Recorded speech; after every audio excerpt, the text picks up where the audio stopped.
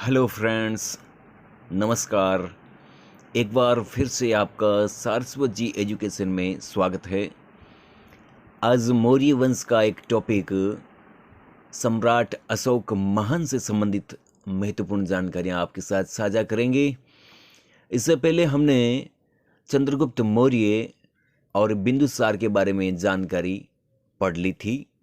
आज सम्राट अशोक के बारे में पढ़ते हैं। सम्राट अशोक 273 ईस्वी पूर्व से 232 ईस्वी पूर्व तक शासक रहा था।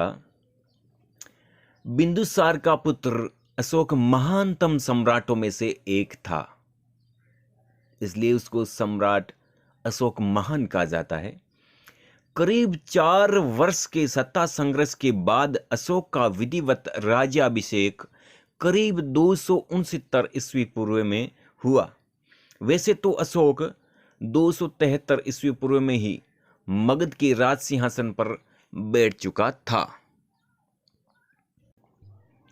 अशोक ने 37 वर्ष तक शासन किया तथा 232 ईस्वी पूर्व में उसकी मृत्यु हो गई। अब अशोक को अभिलेखों में देवा नाम प्रिय, देव नाम प्रियदर्शी की उपाधियों से संबोधित किया गया है। यह भी काफी इंपॉर्टेंट है। किन उपाधियों से संबोधित किया गया है वो है ये। मास्की और गुर्जरा आदि शिलालेखों में उसका नाम अशोक मिलता है।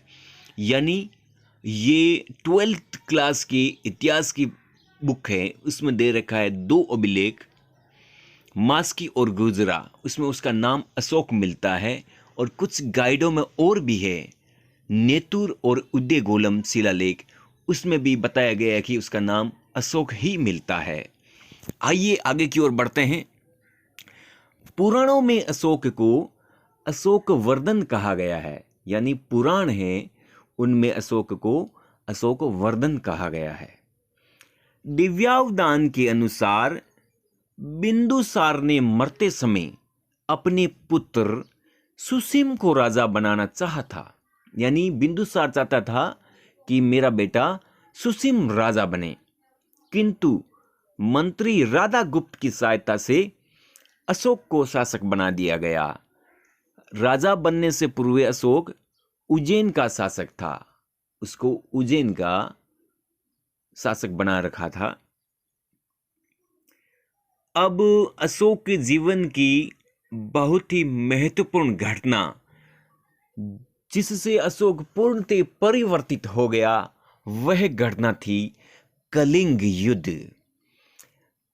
उड़ीसा को प्राचीन काल में कलिंग कहा गया है।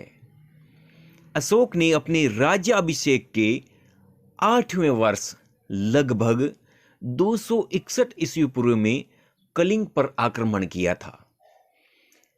क्योंकि कलिंग उस समय काफी विख्यात शहर था, कहा जाता है कि यह शहर हाथियों के लिए प्रसिद्ध था, कोई बताता है कि यह व्यापार वाणिज्य के लिए प्रसिद्ध था, इसलिए अशोक ने इस पर आक्रमण किया था। एक बड़ा ही अच्छा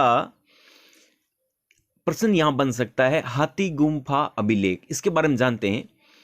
हाथी गुम्फा अभिलेख से ज्ञात होता कि संभवतः कलिंग पर नंदराज नाम का राजा शासन करता था और उस समय कलिंग की राजधानी तोसली थी। यह काफी बढ़िया क्वेश्चन बन सकता है कि उस समय कलिंग का राजा कौन था। तो नंदराज नामक व्यक्ति को वहां का राजा बताया गया है। और पूछ लिया जाए किस अभिलेख के अनुसार, तो अभिलेख था हाथी गुम्फा अभिलेख। इस युद्ध की महानतम घटनाओं में, इस युद्ध में 1 लाख लोग मारे गए थे तथा 1.5 लाख लोगों को बंदी बना लिया गया था। कलिंग युद्ध तथा उसके परिणामों के विषय में अशोक के 13वें अभिलेख से विस्तृत सूचना मिलती है। यह प्रश्न काफी बार पूछा गया है मित्रों कि अशोक के कौन से अभिलेख से कलिंग युद्ध के बारे में जानकारी मिलती है। तो यह था 13वां शिलालेख या 13वां अभिलेख।